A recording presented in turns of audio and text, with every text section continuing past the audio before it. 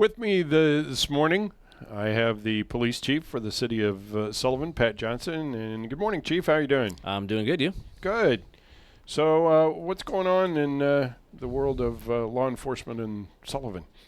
Well, right now, knock on wood, we are fully staffed. Wow. As of right now. We have been for a while. And like I've said before, when we have some of our monthly meetings or so with my counterparts throughout the county, that's one of the questions that comes up is how shorthanded is everybody? And I've been proud to say that we're usually not that shorthanded, and if we are, it doesn't last that long.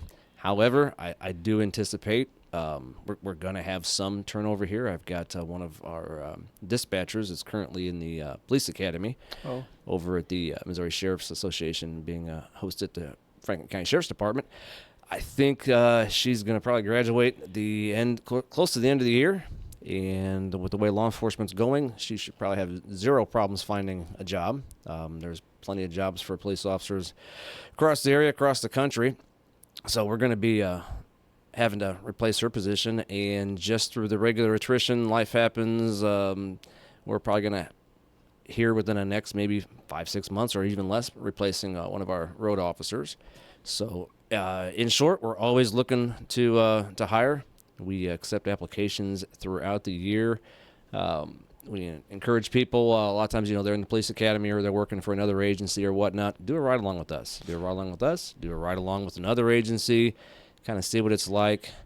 I've been talking to our school resource officer, Sergeant Allen, and he has been trying to eyeball some of the students at the high school who maybe are curious about a career in criminal justice.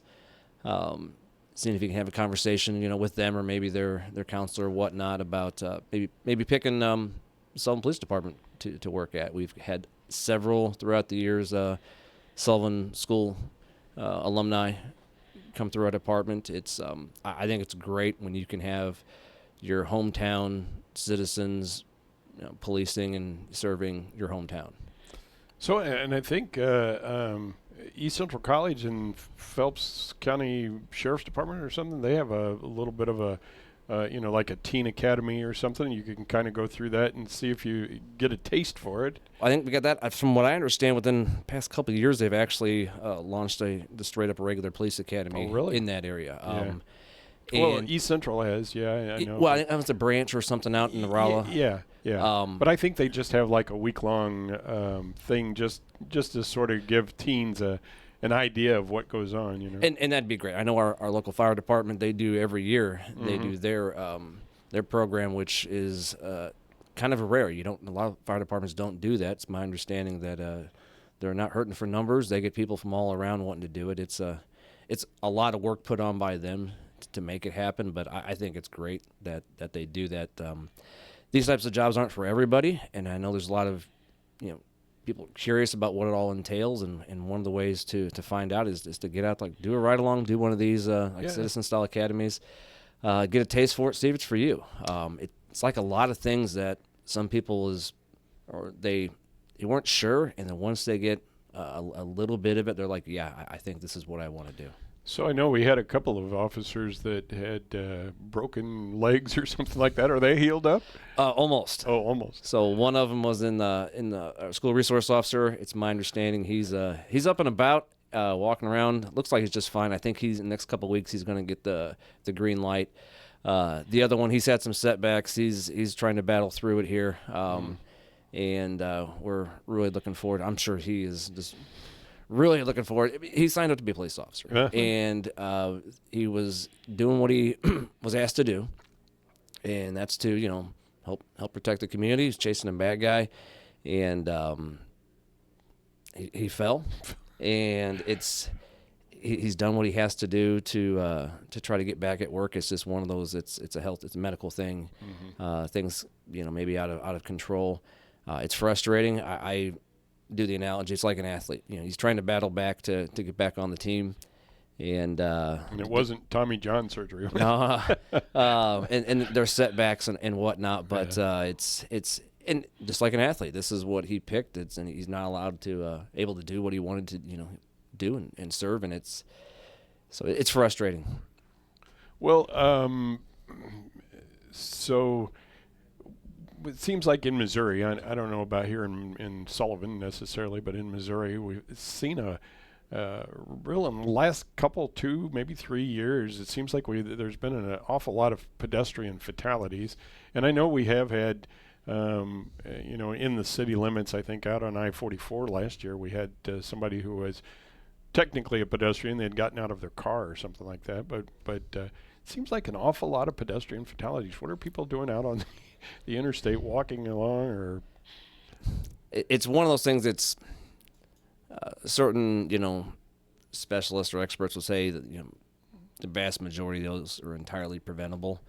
And, like the individual last year, yeah, he didn't want that to happen. I think No. people, they misgauge how fast the interstate's moving, and then nobody, while you're driving around, wants to hit anybody. But at the same time, I'll go back to what I've said before on your program. It's about paying attention and focusing on what you're doing. You're driving a gigantic missile that is going really fast and doesn't have the capability to do, last-minute avoidance while you're speeding along at 70 miles an hour. Over this past weekend, I had the opportunity. My retired Air Force buddy needed a ride to the airport for the weekend, and rather than have his truck in storage, he's like, "Hey, I'll drive up. You drop me off, take my truck for the weekend, come pick me up."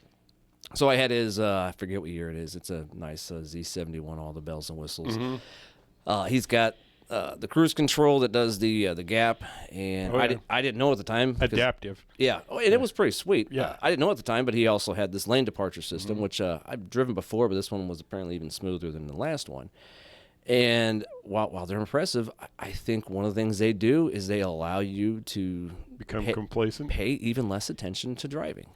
I would like to think that if I don't have to worry about the gap in front of me, that I would then be able to focus more on, maybe checking my mirrors that much more often, and being on the lookout for potential threats, in front of me. But I don't know that everybody's going to take that approach. So I wonder, because I drove my sister's vehicle to Alabama, and it had the adaptive cruise control and the lane departure stuff on it, but it always, like if you took your eyes off the road, it would beep and warn you. Yeah. And I mean, I think there was some things that were kind of cool. You couldn't take your hands off the steering wheel, and so I don't know. I agree with you. I mean, I was a little hesitant at first, but and that's, I think, the way we were brought up in our habits. But I could see, as people get more acclimated to them, and the younger generation, figuring, this is what this does. The car is going to halfway get me there. I've only got to put 50% effort into actually driving. And there needs to be more focus on, okay, if the car is going to take care of these things for me, that means I need to spend that attention on other things, and that other thing needs to be safety. And what you're talking about, attention, we have a lot of accidents that happen either on one side of this overpass or one side of the other overpass or somewhere in the middle, and it's pretty much straight. Oh, yeah. What? I've talked to people for years about that. Why is it that the straight stretches seem to be just as dangerous, or if not more dangerous than the other ones? And the answer that I've heard over and over again is people just figuring, well, it's a good time that I can maybe take my eyes off the road and maybe reach in the back seat and grab that, soda that felt, whatever it is. It's, once again, it has to do with, paying attention. I've seen a lot of people where they're not the only person in the car.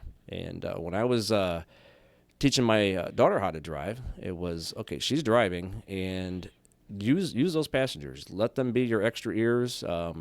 They need to be the ones messing with the radio. They need to be the ones addressing, the kid in the back seat or whatever it is. Put them to use. Just because you're driving doesn't mean I'm treating them like a co-pilot.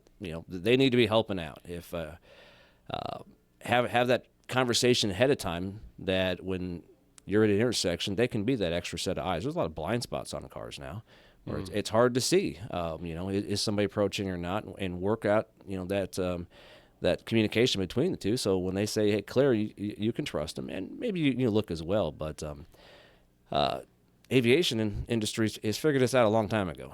The pilot's flying the plane doesn't mean the co-pilot, sitting right there is just taking the day off. They've got responsibilities as well. And it's at the very least, boy, if you've been to the auto repair shop lately, hitting anything, whether it's a person or some debris in the road or whatnot, you do not want that bill and the headache of being without your car for as long as it is. It is, it's quite the inconvenience, even if you're out there just hitting junk in the road. So, let alone the tragedy of striking somebody. These cars are designed to hit other cars, not people. So I have a question for you. I've always heard, or I've heard at different times, that if you have an accident in a parking lot, it's just, oh well, you both turn it into your insurance and stuff. But I mean, can you be at fault hitting another vehicle or hitting somebody in a parking lot? I was trained by a trooper, I don't know, 30 years ago or whatever, in the police academy, that every accident, somebody's always at fault. No matter what, even you get two unoccupied cars and one pops out of gear and rolls into another car, somebody's at fault on that. Private property is treated a little bit different, unless it's over a certain threshold of dollar amount on the damage, and or if there's an injury. Law enforcement is not really necessary to take that report. That can be done privately between two parties and their insurance companies. We have taken them before. I know for a while we were at Walmart parking lot quite a bit doing nothing but accident reports. And we were doing the job of the insurance company is what that was. And it's taking away resources that we really needed for other parts of town. So we backed away from doing a lot of private property accidents. We have done them here and there. And every once in a while, somebody will figure out how to take their car and drive up one of those parking posts and flip it over at How do they Walmart. do I've that? seen that 2 or 3 times in 20 some odd years, but you got to hit it just right. That's what I tell my wife. I go, well, they had to be working really hard to do that. Oh yeah, you give them a couple tries, they probably couldn't do it again. But everything lined up the wrong way for them. But once again, those are preventable accidents. My car, my personal car, the one I drove here, it's got all the backup camera, which I think is required on all cars made after a certain year. It's got the little radar where it alerts when people are walking around, and those are absolutely great. But they're not a replacement for taking a look through your mirrors, using those passengers. You got a backseat passenger when you're trying to back up. Put them to use if you trust them and they're an adult. Don't trust little Johnny back there who can barely see. But it's a challenge at Walmart in those type of places. But we're driving a car. We need to be careful out there. One thing I told you, I drove my sister's car. It slams on the brake if something gets. Somebody walks behind you, banging them. I was like, oh my gosh. I have to disable that on the Dodge Durango that I drive for work. When I back out of my driveway, it's at an angle, and if I leave that on as I approach the street when I'm backing out, it thinks that's another car, so it'll slam on the brakes, and it slams hard. I don't need that every morning, so I disable that when I'm backing up out of my driveway. But it works. It's good to know it works. So I saw in the city council minutes that there was a woman that was working on some kind of a paper or something for the homeless population in Sullivan, and it's obvious that we have a homeless population. Do they cause much trouble? Not necessarily for the police department. I know the Parks Department director will probably tell you something different. He's had issues with his employees going in to open up some of the park facilities, and there's been somebody camping or sleeping or showering in a facility, that type of thing.